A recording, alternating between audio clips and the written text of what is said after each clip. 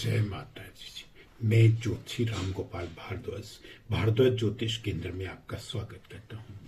ज्ञान की गंगा की चर्चा को आगे बढ़ाते हुए आज हम बात कर रहे हैं केतु के बारे में। जो है मैं आपको केतु के बीज मंत्र का जाप बताऊंगा और उसके बाद पहले जो है मैं आपसे ये बताना चाह रहा हूँ केतु ग्रह जो है इसमें आत्म तत्व है।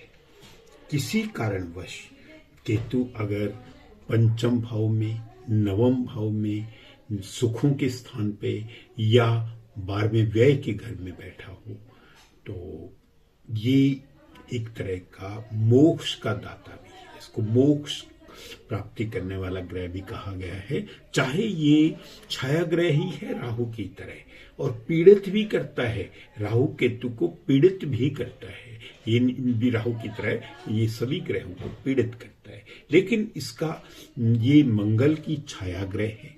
मंगल जो है उसकी छाया है। राहु जो है वो किसी कारणवश वो शनि की छाया ग्रह होता है। इसका जब भी प्रभाव होता है किसी कारणवश अगर ये नेगेटिव हो जाए तो इसका दुष्प्रभाव भी बहुत ज्यादा होता है। 12वें स्थान पे अगर ये नेगेटिव होकर बैठा हो तो खूब खर्चा करवाता है, हाईली एक्सपेंसिव। वैसे भी केतु का अंतरदशा महादशा जब भी कभी आएगी तो वो एक्सपेंस का कारण भी बन जाएगी। किसी कारणवश ये 7वें घर में अगर बैठा हो तो ये डेली एक्सपेंस को बढ़ा भी देता है, क्योंकि 7वां घर पार्टनरशिप के अलावा तो डेली रोजाना के खर्चे के भी होता है। इसी तरह से ये पूर्ण रूप से इसका फल जो है, क्योंकि ये किसी ग्रह की जो है किसी भी राशि के स्वामी नहीं है। राहु और केतु किसी भी ग्रह के स्वामी नहीं है, लेकिन ये अपना 80 तत्व पूर्ण रूप से प्रभाव डालते हैं। अगर ये जैसे राहु काल सर्प दोष बनाता है, इसी तरह से केतु से स्टार्ट होने वाले, अगर लगन में केतु बैठा है तो सारे ग्रह जो है राहु और केतु के बीच में आ जाते हैं तो काल वृता योग बनाता है। ये काल सर्प योग नहीं इसको कहते, काल वृता योग कहते हैं। पूर्ण रूप से ये पूर्ण रूप से काल वृता योग भी केतु की अगर स्टार्ट से होता है, 1 से 7वें घर तक केतु बैठा है तो ये पूर्ण रूप से काल वृता योग बनाता है और ये योग बढ़िया भी होता है, अच्छा भी माना गया है। इसको बढ़िया माना गया है क्योंकि केतु जो है इसमें जो है अमृत तत्व की जो है पूर्ण रूप से, और केतु जो है हमारा जो है राहु सर पे बैठता है, केतु जो है धड़ का हिस्सा है। और इसका जाप अगर किसी कुंडली में कोई केतु से दुष्प्रभावित है, अपोजिट राशि में बैठा है, मंगल के मित्र जितने ग्रह हैं वो पूर्ण रूप से इसके भी मित्र होंगे। लेकिन ज्यादातर राहु और केतु की जो दूरी है वो 180 डिग्री पे ही होती है। जो ग्रह राहु के साथ बैठा है उस पर केतु की दृष्टि अवश्य पड़ेगी।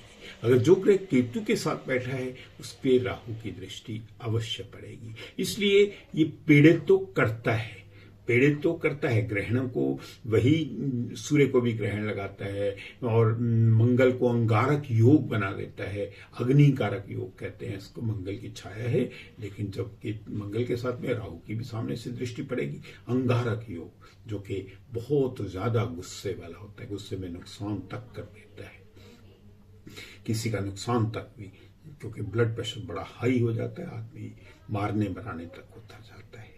लेकिन यही ग्रह जो है अगर अपनी अच्छी स्वयं उसमें 9वें भाव में, 12वें घर में और पूर्ण रूप से पंचम भाव में सुखों के स्थान पे अगर बैठा है तो ये पूर्ण रूप से मोक्ष देने वाला ग्रह भी है, क्योंकि सुखों के स्थान पे बैठ के इसकी अपनी दृष्टि से पूर्ण रूप से बाहरी स्थान पे भी पड़ेगी, व्यय स्थान पे भी पड़ेगी, पूर्ण रूप से वहां पे ये मोक्ष का दाता भी कहा गया। अगर 12वें स्थान पे बैठे, खर्चा तो जरूर करवाता है, जीवन में खर्चे का कारक ग्रह भी माना गया है इसको, जो है पूर्ण रूप से इसका लाभ भी बहुत ज्यादा होता है, अच्छा माना गया है इसको ग्रहों में, चाहे ये राहु और केतु की तरह छाया ग्रह ही है, पीड़ित भी करता है।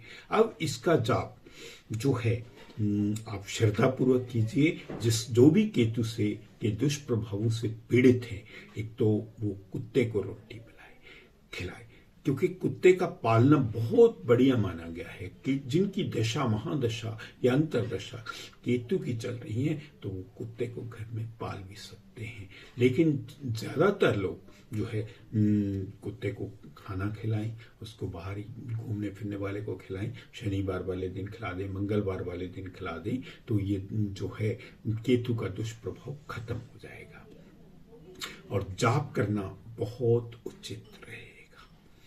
केतु का जाप ओम श्राम श्रीम श्रौम सह केतवे नमे, ओम श्राम श्रीम श्रौम केतवे नमे, ओम श्राम श्रीम श्रौम सह केतवे नमे, ओम श्राम श्रीम श्रौम सह केतवे नमे, ओम श्राम श्रीम श्रौम सह केतवे नमे, ओम श्राम श्रीम श्रौम सह केतवे नमे, ओम श्राम श्रीम श्रौम सह केतवे नमे, ओम श्राम श्रीम श्रौम सह केतवे नमे।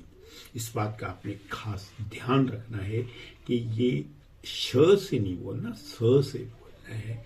और बस यही इसका है। इसको बीज मंत्र कहा गया है। केतु का बीज मंत्र का जाप करने से बहुत ज्यादा लाभ होंगे। एक माला जिसका भी ये दुष्प्रभाव में है या दशा अंतरदशा में चल रहा है तो उसको एक माला जरूर करनी चाहिए, या 5-7 मिनट कर ले तो बहुत ही बढ़िया रहेगा।